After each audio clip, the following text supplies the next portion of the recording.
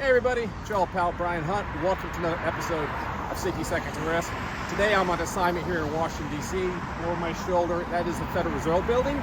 It's undergoing a major reconstruction project, and I kind of thought this would be a good opportunity to talk about one of the biggest risks that impacts everybody in the country and also the global economy, is the current state of the American deficit and debt.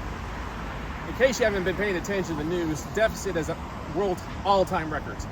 Currently, we are spending more on interest payments than we are the military defense. And as a result, interest rates are kind of high. Now, people say, oh, they're really high compared back to, say, the great financial crisis and during COVID. You got to understand the Federal Reserve during those panics were engaging in quantitative easing to actually push down the rates artificially. But now that's gone away, or at least let off the gas. And as a result, we now have interest rates that are back to, say, 6.5% for a mortgage, or 7%. That might seem high, but that wasn't that high 20 years ago when I bought my house.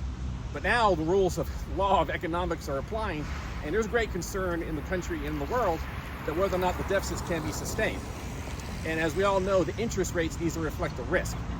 And as a result, rates being higher, you're having to anticipate, and our borrowings get out of control, the market's going to dictate higher interest rates.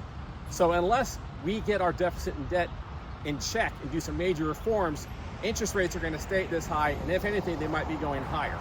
And if it goes higher up, interest rates, that requires more interest payments, which it takes away from spending that the government can do.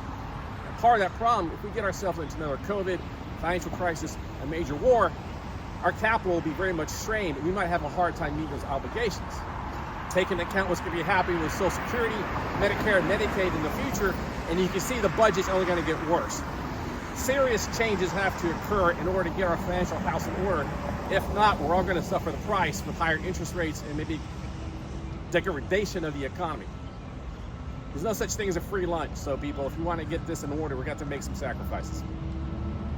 Hope you found this beneficial. Like all my videos, please post a note or comment on my LinkedIn page.